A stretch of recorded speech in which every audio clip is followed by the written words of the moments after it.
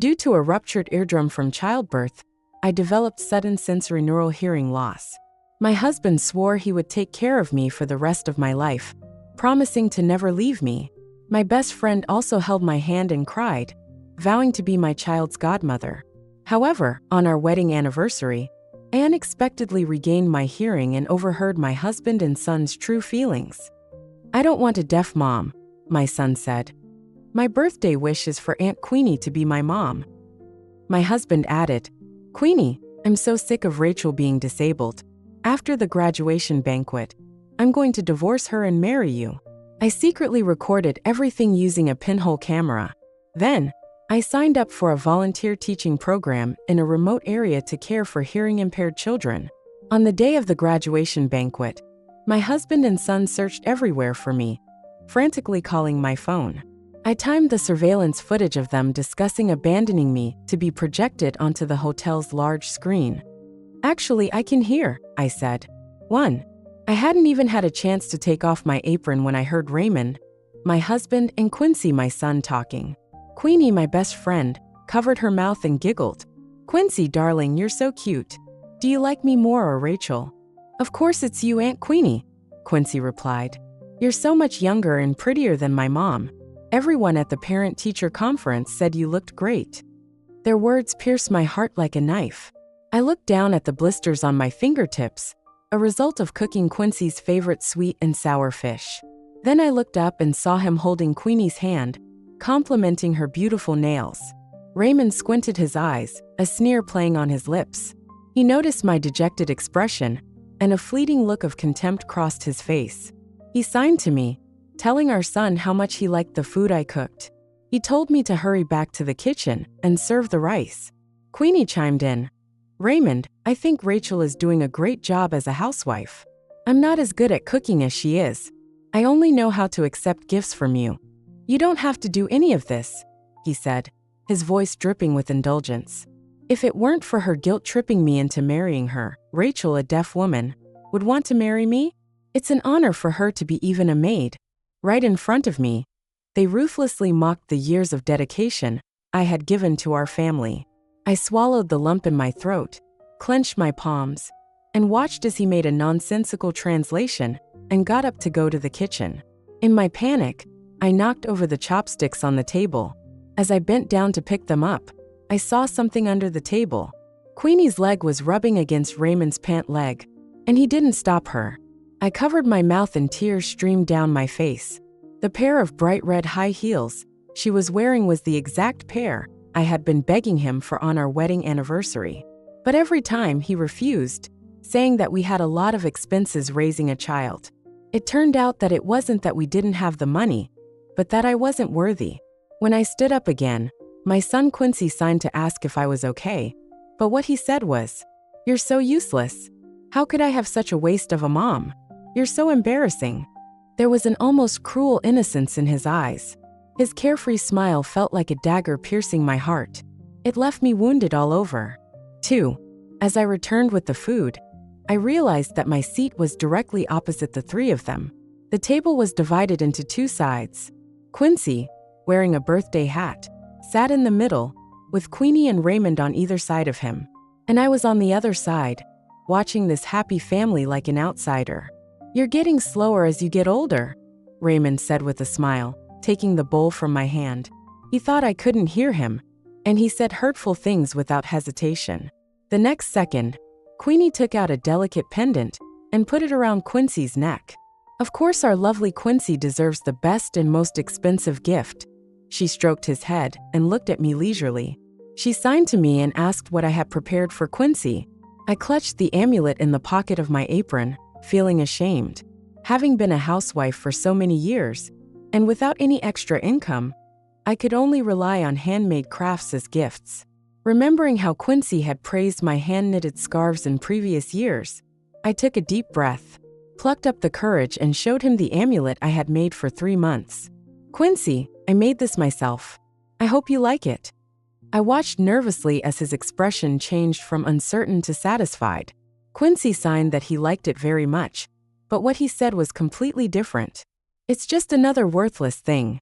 No one would want it even if you threw it in the trash." The contrast between the smile on his face as he accepted it and his dismissive words was bizarre. I then remembered that I had regained my hearing, and I thought back to those years when I celebrated his birthday. He always mumbled something I couldn't understand. Seeing Raymond agree that he should only accept expensive gifts, I finally understood why I had never seen Quincy use anything I had made by hand. Those so-called heartfelt gifts were simply worthless compared to the high price. I turned my head away, trying to hold back my tears, and before I could digest the bitterness of discovering the truth, I was scolded with a barrage of hand gestures. Raymond frowned and kept patting Queenie's back, who was coughing. Quincy also helped her breathe by stroking her chest. "How did you cook this? You didn't even remove the fish bones.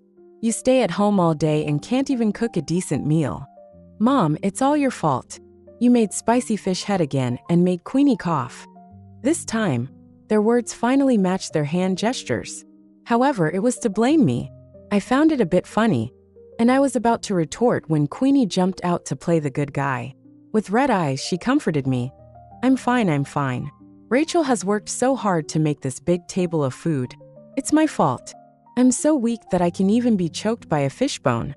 She never mentioned that it was she who asked me to cook this dish. This weak posture made the father and son even more towards her. Raymond grabbed the car keys and helped her out, while Quincy helped her carry her coat. Before leaving, he reminded me to hurry up and wash the dishes. The table was a mess, with the cake remains in the center and the candles burned out. I looked at the empty living room, my heart feeling desolate. When the clock struck 10, my stomach growled, and I realized that I hadn't had a chance to eat since I got up early. My weathered face was reflected in the glass window. Today was not only Quincy's birthday, but also my 30th birthday. I regained my hearing, but I learned that my husband and son loved my young and beautiful best friend, Queenie, not the old and withered me. 3. After hastily eating a few bites of cold leftovers, I fell asleep in my clothes and was woken up by a phone call early in the morning. Raymond's secretary said that a document had been left at home and needed to be sent over immediately. I dragged my tired body and took a taxi to the location. I waited for 3 hours, but no one came. Just as I was about to leave, I heard Raymond and the others talking. "Queenie, look at how stupid my mom is. She believes everything people say."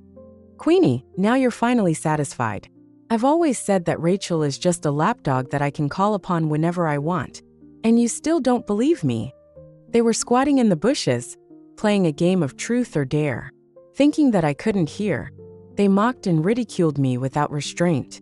A terrible chill ran through my body, and I trembled with anger, biting my lip and pretending not to know anything. When the 3 of them left, I followed them all the way, watching as Quincy casually threw the amulet I had carefully made into the trash can.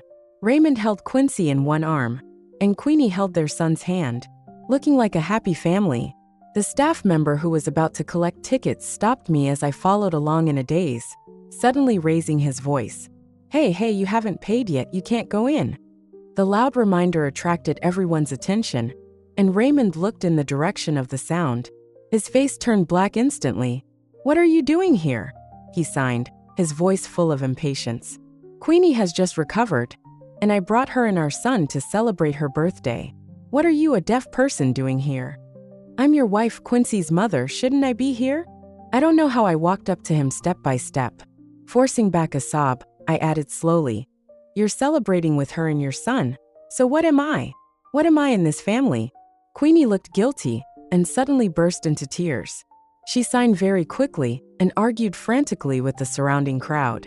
"I'm sorry, Rachel, it's all my fault. I thought that since you made me Quincy's godmother, I should help take care of the child. And just so happened Raymond suggested celebrating, so I suggested coming to the amusement park. If you want to blame someone, blame me." She completely pushed me into the position of the villain with her retreat. Many people started whispering among themselves. "Oh my God, she's deaf. It sounds like her good friend is helping her take care of her child, and she's jealous and unhappy. The dog bites Lu Dongbin and doesn't recognize a good heart. I think her good friend is really unlucky, being wrongly suspected." I heard that disabled people are not mentally healthy, and the father and son are also quite pitiful. The discussions got louder and louder. Raymond pinched his brow, comforting Queenie on one side and signing to her on the other. "Aren't you ashamed yet? Why don't you just go back?" He waved his hand, signaling me to leave, and Quincy shouted loudly to the people around him, "This deaf person is not my mother. I don't have such a useless mother." I looked at the three of them having a happy time, excluding me. Suddenly I felt so tired, so tired. More tired than starting a business from scratch with Raymond, living in a rented house, hungry and cold, and delivering food every day to support my family. Finally, I made up my mind and met his indifferent gaze. "Raymond, let's get a divorce." 4. Words I never thought I'd say to him came out of my mouth at that moment, as if a huge stone had been lifted from my heart. The emotions that had been suppressed for so long were finally released, and I had no intention of telling them that I had recovered. I simply pretended to be the same as before, communicating through sign language and spoken language. Raymond sneered. "Rachel, are you done making a scene? It's our son's birthday today. Why do you have to make things so ugly? Why don't you apologize to Queenie?" He took a few steps back, putting distance between us, as if being close to me was something shameful. Queenie's eyes were red. She let go of Quincy's hand and kept apologizing, begging me not to say such angry words. My son Quincy rushed over at this moment, grabbing my pants and punching me repeatedly. "Bad mom, you're a bad mom. I don't want you anymore. I'll never want you again. Go away, go away. It's all your fault that Queenie is crying." At such a young age, his strength was not great, but each punch felt like 1,000 pounds, hitting me, with tears and snot all over my face. Anyone who didn't know would think that I was the culprit who broke up this family. The onlookers pointed fingers and tooted, and many called me a white-eyed wolf and ungrateful. I yanked my legs and walked quickly towards the exit, and Raymond's angry roar came from behind. "Rachel, you cripple are getting arrogant. Don't ever come back to my house." At that moment, I hated myself so much for regaining my hearing and being able to hear these hurtful words. But I was also glad that I woke up not too late. Unknowingly, I returned home, my face covered in tears. In my blurred vision, I saw a family portrait of the four of us hanging on the wall. That was when I had just given birth to Quincy, and I was standing in the corner. Sitting next to Raymond was my best friend Queenie. He said at that time that since Queenie was my godmother, she should naturally join the family portrait. And to show his sincerity, Raymond even let her take my place as the hostess. I stood on the side, more like a servant. At that time, I just thought it was okay to be closer, but now that I think about it carefully, they probably had a relationship long ago. They just hid it from me, a deaf and blind fool. "It's all over, it's all over." I mumbled to myself, stumbling into the bedroom to pack my clothes, constantly comforting myself. It seemed that this would give me the courage to face the cruel truth. A small suitcase contained all the 7 years I had devoted myself to Raymond's family. Most of the things in the villa belonged to them. Even the cosmetics that Queenie left behind when she came to play were more than mine. I pulled the handle of the suitcase and looked back, silently saying goodbye in my heart before pushing the door to leave. Raymond and Quincy rushed back from outside, sweating profusely, one holding my hand and the other holding my suitcase. They both said at the same time, "I'm sorry, I was wrong." Seeing my surprised expression, they realized that I couldn't hear them speak, and they gestured frantically. Raymond directed Quincy to put the small cake on the table, and then explained to me, "I'm sorry, Rachel, it was my fault. I forgot that today is also our wedding anniversary. It's all my fault. Don't leave, forgive me, okay? It's all because I've been so busy with our son's birthday that I've neglected you. Just forgive me this once for the sake of the child." 5. I stood there dumbfounded, surprised by the sudden change in his attitude. The next second, my son Quincy took my hand and forcefully pressed me down into the chair at the dining table. He signed seriously, explaining, "Mom, I'm sorry. I was teased by my classmates for having a deaf mom, so I wanted Aunt Queenie to be my mom. Dad has already educated me, and I won't do that again." He took the dirty amulet out of his pocket. "I know you saw the amulet in the trash can, Mom. I didn't throw it away on purpose. An old man asked me to pray for him, so I took it out and accidentally lost it. I've picked it up now, He held up the amulet, and I stared at the Mithria Buddha pendant that Queenie had given him around his neck without saying a word. Thinking that the child was still young, maybe it was just vanity, I couldn't help but feel a glimmer of hope. Maybe they still love me. Seeing that I was no longer arguing about leaving, they exchanged glances. And then they worked together to unwrap the cake packaging. One was responsible for untying the ribbon, and the other was responsible for signing to explain to me, "This is your favorite flavor that your son and I specially chose. We've been all over the city for it. Wife, just forgive us. I promise there won't be a next time. But there's one more request I need your help with." The cake was completely revealed in front of me, a bright yellow, sprinkled with mango pieces. Suddenly, I felt like I had fallen into an ice cave. Queenie's favorite was mango flavor. I'm allergic to mangoes, and they all forgot. Raymond didn't notice the disappointment that flashed across my eyes, but continued to talk. Queenie skipped work at the hospital to celebrate her son's birthday. Now the dean has found out, and is going to be punished. My identity is special and can't be exposed. You go and explain to the dean for her. Just say that you forced her to go to the amusement park. Otherwise you will break up with her. Only in this way can Queenie, oh no, it's Queenie, keep her nursing job. Aren't you best friends? Now that your good friend is in trouble, you can't just stand by and do nothing. That would be too cold-blooded. He was worried that I would be jealous again, and even affectionately called her by her full name. Quincy followed suit, cut a large piece of cake, and placed it on a plate in front of me. "Yes, Mom, just help Aunt Queenie. Queenie is so sad. You can't bear to see your good friend lose her job and be homeless. Let's bring her home to live with us then. And I will definitely be a good son to Mom." The father and son sang in unison, flattering me by cutting the cake with the most mango pieces for me. Their sign language was fluent, but it was to plead for Queenie. This absurd and comical scene made me laugh. They thought I had tacitly agreed, and they laughed too. "Mom, you're the best. Wife, you're the best." One on the left and one on the right, big and small, hugged me tightly. We looked like the most perfect family of three on TV. Only I knew that they weren't doing it for me, but for Queenie. 6. At the hospital, the dean slammed the table. "Rachel, how could you threaten to make Queenie lose her job? Do you know that she takes care of patients in the emergency room and can't leave for a second? Fortunately, the family and patients are fine now. But if anything had happened, do you know how many people would have died?" Spittle flew all over my face, and I didn't even have time to explain before I was kicked out of the office. Raymond and Quincy leaned over Queenie's ear with a bit of relief, muttering that it was a good thing she wasn't the one being scolded. They also signed to express their gratitude, saying that they would definitely let me give a speech at the head table on the day of Quincy's graduation banquet. Quincy, who was about to enter middle school, had been given a banquet by the school due to his excellent grades. They were planning to take the opportunity of the graduation banquet to finalize the matter of adopting Queenie as their godmother. "Sister Rachel, that's great. We can take care of Quincy together from now on, and your pressure will be much less," she affectionately wanjawudishubi, and took me into the emergency room while Raymond and his son left to make preparations.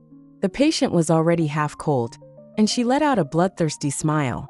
"Rachel, your death day is on the day of the graduation banquet." She thought I couldn't hear, and she whispered in my ear, and I quickly pressed the recorder hidden in my sleeve. "You gave false testimony for me today, so if the patient dies later, you can't blame it on me. If the family makes a fuss at the graduation banquet, it won't be my fault. Don't blame me, blame your husband and son. Who told them they love me so much that they would even let you take the blame for me?" The on and off screen of the ventilator reflected her triumphant face, and she signed to thank me. Thinking that I couldn't hear, she laid out her plan and mentioned the happy time she had playing parent-child games with Raymond at the parent-teacher meeting. Before I left, she threw out one more sentence. "Don't worry, I'll be firmly seated as the mistress of Raymond's house." I returned home, drenched in cold sweat, and in shock. I searched for the hidden camera that I had installed to monitor the nanny to see if she was taking good care of the newborn Quincy. Unexpectedly, it recorded all the intimate scenes between Queenie and Raymond's family.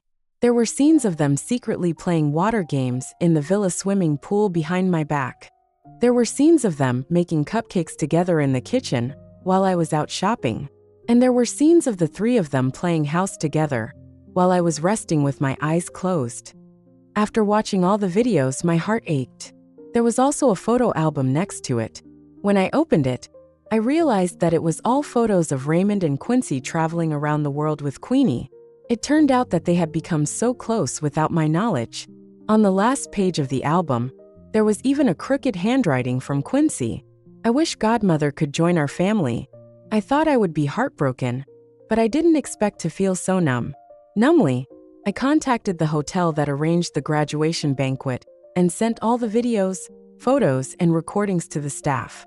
After asking the other party to play them when irrelevant people arrived at the banquet, I quietly restored everything, pretending that nothing had happened.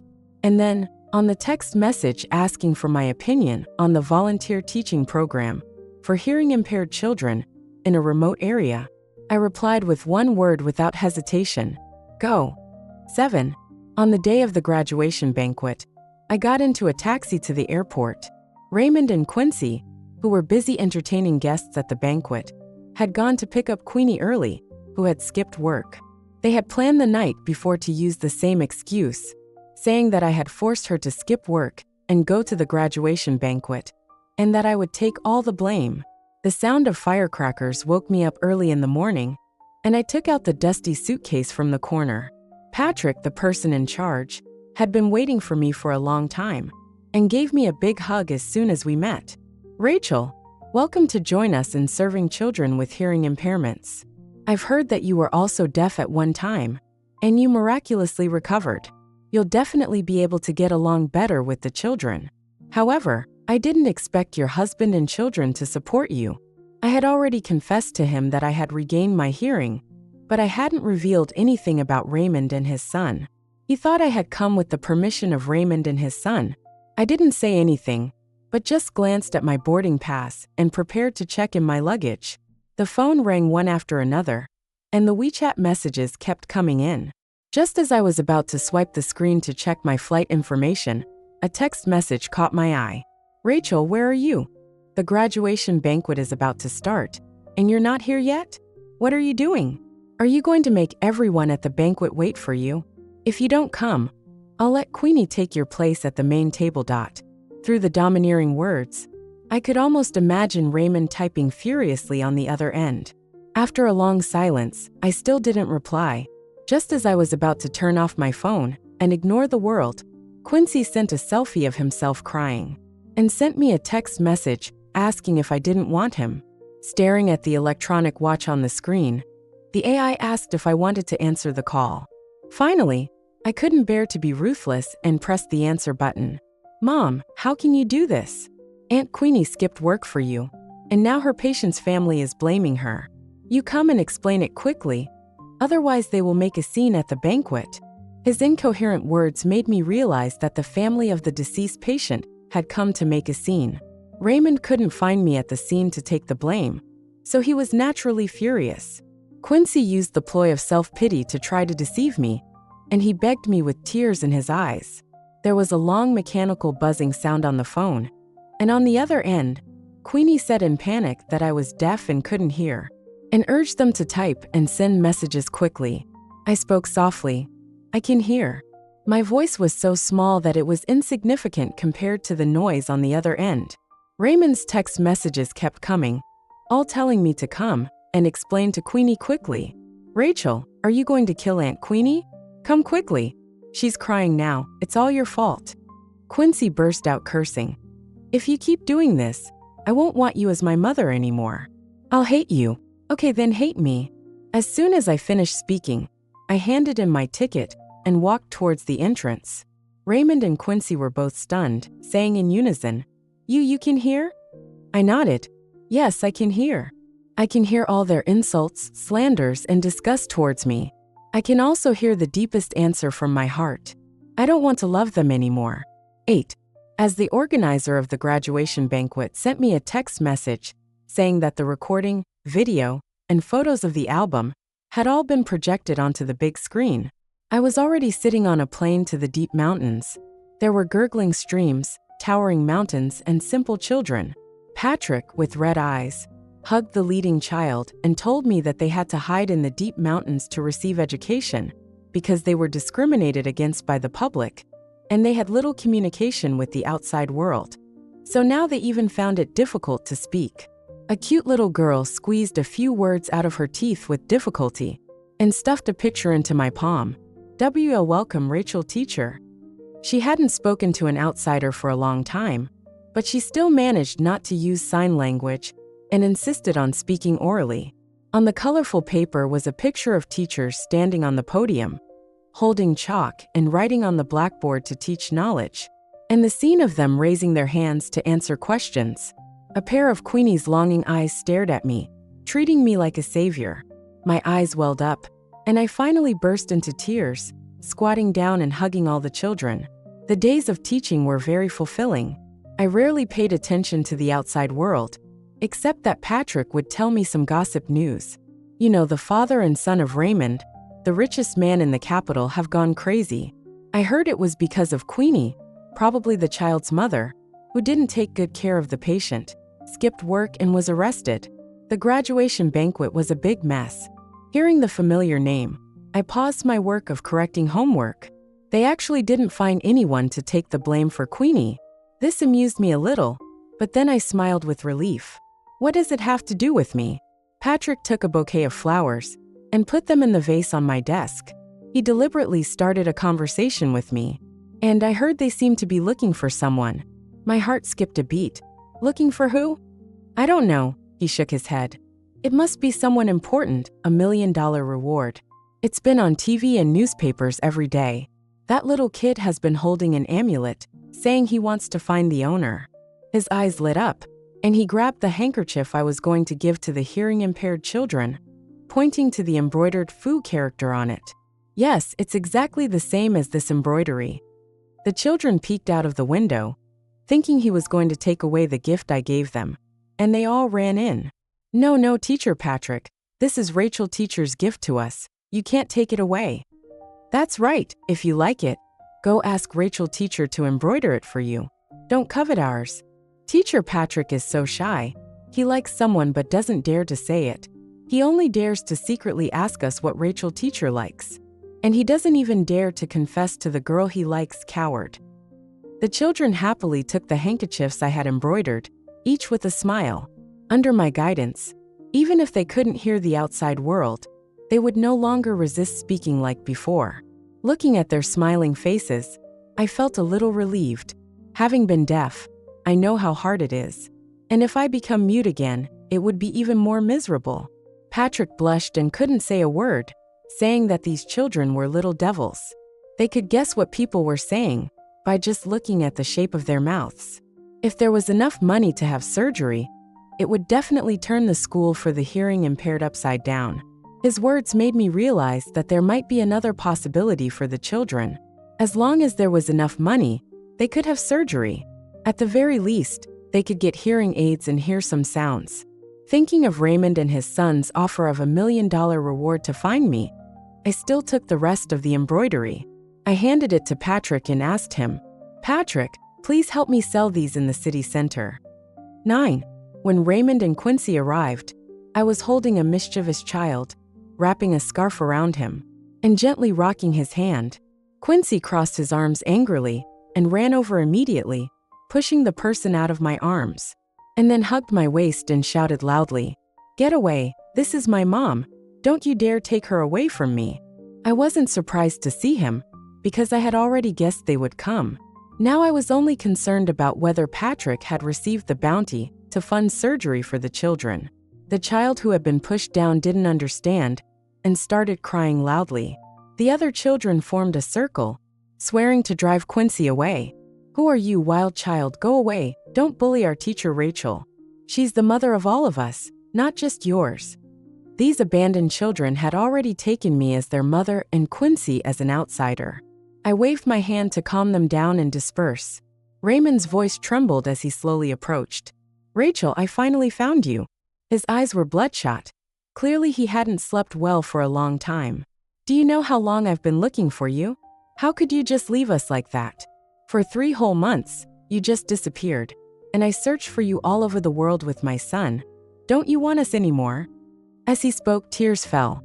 Patrick, who was ready to share the good news of Raymond's family donating $1 million with me, was stunned. Pointing at me, who was hugged by Quincy, he looked at the unshaven Raymond and instantly realized what had happened. He threw the check to the ground forcefully and pulled me away from Quincy's restraint. "So you two are the father and son who hurt Rachel?" I said why she was crying so hard when she first came. "It's because you favored that Queenie, and you wanted her to take the blame. So Rachel came to teach in the mountains without hesitation. You dare to show up," I spit. He protected me behind him. Get out of here. You don't deserve Rachel." Patrick cleverly guessed the cause and effect and shouted at the children to take the brooms and drive the father and son away. The children, who had received the order, pushed and shoved, and in the dust, I saw several footprints of dirt on Raymond's expensive suit. Quincy cursed them for being country bumpkins and told them to stay away from him. Patrick commanded, "Raymond, Quincy, you two ungrateful father and son, get out of here. Get out." "Haha." Raymond stood there without moving, and an intimidating aura emanated from him. "Rachel is my wife and my son's mother. You should be the one to get out. What status do you have? What qualifications do you have to talk to me like that? If it weren't for the fact that you're taking good care of these hearing-impaired children, I would have had my bodyguards drag you out and beat you to death." At this moment, the cold-bloodedness of the wealthy man was finally revealed. He extended his hand to me, half threatening and half tempting. "Rachel, come here. I know you care most about these hearing-impaired children. As long as you are willing to come back, I will pay for their surgery and buy them hearing aids. If you don't come back, it won't be a big deal for me to shut down a school for the hearing impaired." I widened my eyes in disbelief. "You dare? Rachel, don't test my patience." 10. Raymond and Quincy were as cruel as each other. After realizing they had been played when they learned the truth, they abandoned Queenie without hesitation and turned to look for me. Sitting on the familiar living room sofa, I didn't feel happy at all. Quincy hugged me, tears streaming down his face. "Mom, I didn't know you could hear me. Don't blame me for saying those things before. They were all angry words. I don't want others to look down on me, and you certainly wouldn't want me to be laughed at, right?" Raymond sighed along. "Before, I didn't control the extent of my closeness with Queenie, and it was because I thought she was the child's godmother, and it wasn't good to be too distant. You are my wife, and also the wife of a billionaire, so you have to be more magnanimous.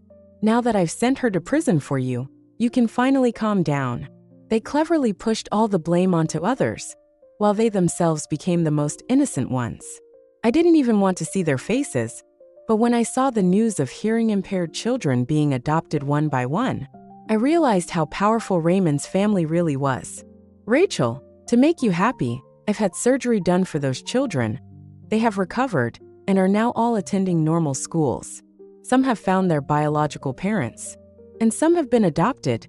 Now you can finally rest assured and no longer go to the mountains to teach." Raymond did everything perfectly, even arranging a place for Patrick.